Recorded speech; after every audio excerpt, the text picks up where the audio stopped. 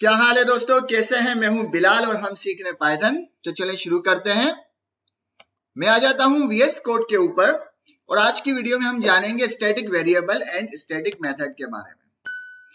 मैं एक क्लास बनाता हूं इसको समझने के लिए। नाम आप कुछ भी रख सकते हैं। मैं रखता हूं पर्सन, जिसके नाम से मैंने क्लास बनाई, और इसके अंदर मैं बनाता हूं एक वेरिएबल लाइक काउंट। नाम आप कुछ भी रख लें, उसकी वैल्यू एक मैंने दे दी काउंट। ये क्या बन गया? ये एक बन गया स्टैटिक वेरिएबल। इसको स्टैटिक वेरिएबल क्यों कहेंगे? इसको स्टैटिक वेरिएबल इसलिए कहेंगे क्योंकि इसको हमने क्लास के अंदर डिफाइन किया है, किसी कंस्ट्रक्टर के अंदर डिफाइन नहीं किया। ये डायरेक्ट बिलोंग करता है क्लास से, इसका डायरेक्ट ताल्लुक क्लास से करेंगे। ठीक है, अब इसका क्या फायदा है? इसका फायदा यह है कि लाइक इससे मैं एक ऑब्जेक्ट बनाता हूं P1 पर्सन। मैं इसको एक्सेस करना चाह रहा हूं। मैं कहता हूं प्रिंट, और प्रिंट के बाद मैं कहता हूं क्या? P1 dot count. हम देखते हैं क्या इसको हम एक्सेस कर सकते हैं, क्योंकि हमने कोई कंस्ट्रक्टर नहीं बनाया जिसके अंदर हमने कोई एट्रीब्यूट डिफाइन किया हो काउंट का और उसके अंदर फिर हम वैल्यू दे रहे हैं। हमने कुछ नहीं किया। हमने डायरेक्ट क्लास के अंदर एक वेरिएबल बनाया है जिसको हम कहते हैं ये स्टैटिक वेरिएबल है, और इससे एक ऑब्जेक्ट बनाया और इसको देखते हैं क्या हमें इसकी वैल्यू एक्सेस हो रही है। मैं कोड को चलाता हूं, हमें इसकी वैल्यू एक्सेस हो गई। अब इसी तरह से मैं इसको एक और प्रिंट करवाता हूं और यहाँ पे मैं लिखता हूं पर्सन। अब मैंने यहाँ पे क्लास का नाम लिखा है। ठीक है, अब मैंने यहाँ पर क्लास का नाम लिखा है और डॉट काउंट लगा लिया, क्योंकि मैंने कहा था कि ये जो काउंट है ये स्टैटिक वेरिएबल है और इसका डायरेक्ट ताल्लुक जो है क्लास से कर है, ऑब्जेक्ट से कर भी है, लेकिन इसका डायरेक्ट ताल्लुक क्लास से कर भी है। अगर मैं चलाऊं कोड तो हमें यहाँ भी वैल्यू मिल रही है। मतलब इसको इस तरह से कर भी एक्सेस कर सकते हैं और इस तरह से भी एक्सेस कर सकते हैं। ये बात समझ में आ गई कि स्टैटिक वेरिएबल को हम दोनों तरीके से एक्सेस कर सकते हैं। अब हम एक मेथड बनाते हैं, लेकिन मेथड किस तरह से बनाएंगे? हम मेथड बनाएंगे स्टैटिक मेथड। तो मैं कहता हूं स्टैटिक मेथड, ये एक डेकोरेटर है, प्री डिफाइंड डेकोरेटर है। उसको मैंने यहाँ पे कॉल किया और यहाँ पे मैं नॉर्मल एक फंक्शन लिखता हूँ वेलकम का, और इसके अंदर मैं क्या करता हूँ, एक मैसेज टाइप कर देता हूँ, बस और कुछ नहीं कहता।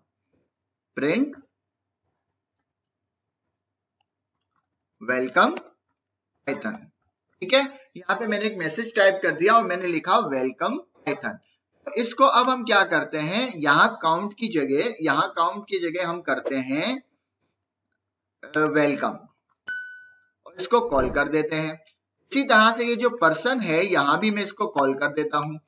अब देखते हैं क्या इसको हम एक्सेस कर पाते हैं। मैं चलाता हूं कोड को, हमें यहाँ पे एक्सेस हो रहा है, हमें यहाँ पर एक्सेस मिल रहा है। यहाँ पे देखें, अगर मैं इसको पहले कमेंट करके देख लेता हूं क्योंकि ये नन आ जाता है बीच में।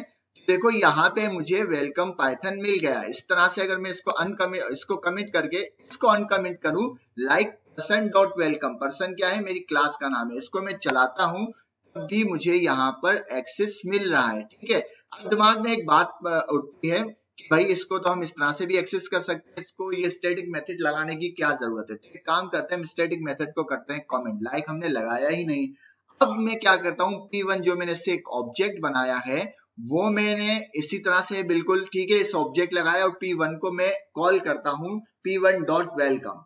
अगर मैं चलाऊं तो मुझे एरर मिल गया। क्या एरर मिल गया? एरर भी हम पढ़ लेते हैं कि भाई इसके ऊपर कोई आर्गुमेंट मतलब नहीं है, इसको हम इस तरह से एक्सेस नहीं कर सकते। ठीक है, अगर मैं इसको दोबारा से अनकमेंट कर दूं और चलाऊं तो मुझे ये रिजल्ट मिल रहा है। इससे पता चलता है कि स्टैटिकली डिफाइन हुआ हुआ है, इसको हम स्टैटिकली कॉल कर रहे हैं कि भाई मुझे ये वाला फंक्शन चाहिए। स्टैटिकली बता रहे हैं कि ये वाला फंक्शन है। ठीक है ना। और एक और काम करके देख लेते हैं। इसको मैं करता हूं क्या, इसको मैं करता हूं कमेंट, इसको करते हैं अनकमेंट, कोड चलाते हैं, हमें रिजल्ट मिल रहा है। दोबारा इसको क्या करते हैं, कमेंट कर देते हैं और देखते हैं कि क्या अब हमें रिजल्ट मिलेगा। अब हम चलाएं तो इसमें हमें रिजल्ट मिल रहा है।